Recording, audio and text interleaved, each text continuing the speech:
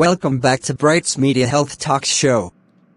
Today we're diving into a topic that's often whispered about but rarely explained: postpartum health. Exactly. So many women suffer after childbirth without understanding what's happening to their bodies and minds.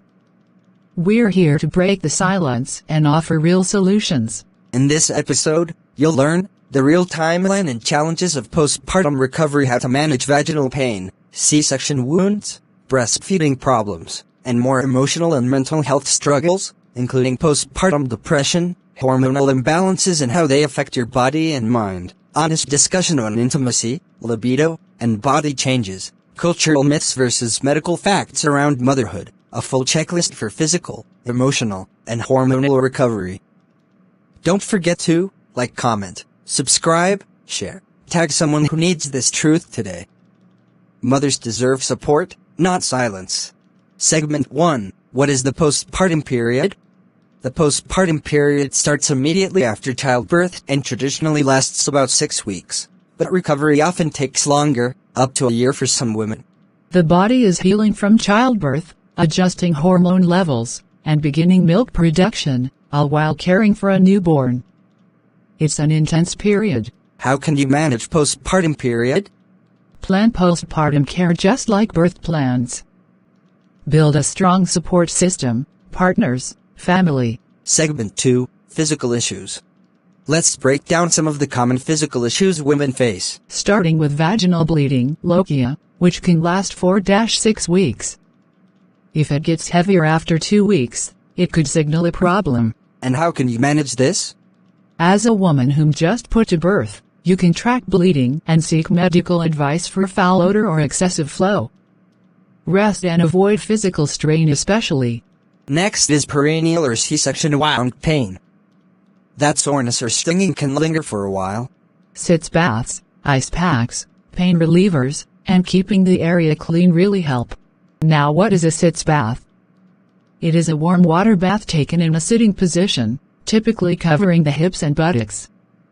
It soothes and heals the perineal area after childbirth. Eases pain, swelling, and itching in the genital and anal areas.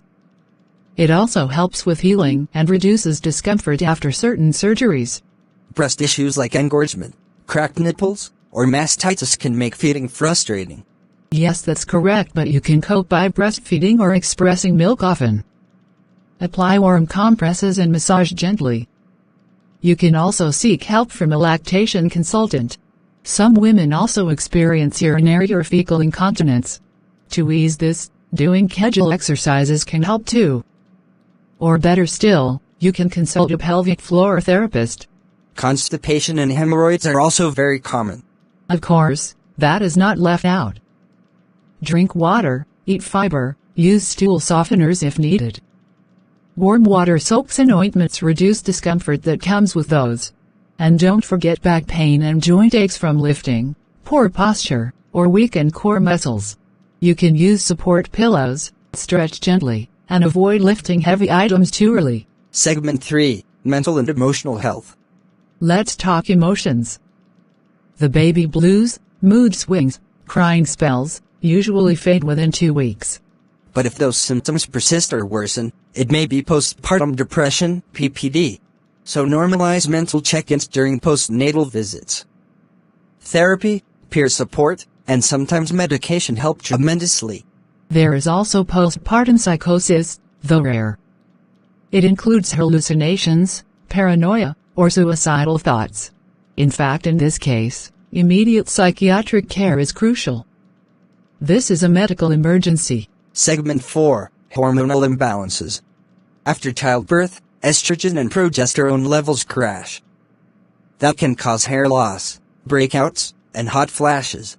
And many women struggle with irregular periods, especially if they aren't breastfeeding. Viewers, if you are in this category, please eat a balanced diet, stay hydrated, and take postnatal vitamins, very important. Consult a doctor if symptoms persist beyond 6 months. Segment 5. Sexual health and intimacy. Many women are afraid to talk about intimacy after childbirth, but it's a real concern. Vaginal dryness, pain, and fatigue can all impact libido and connection with your partner, How then can you manage this period? Wait for medical clearance, usually around 6 weeks. Use lubricants. Communicate openly and consider pelvic floor therapy if discomfort continues. Segment 6. Social and cultural pressures. Culturally, there's this push for women to snap back right after birth. Unrealistic and unhealthy. Yes, many feel ashamed for needing rest or support.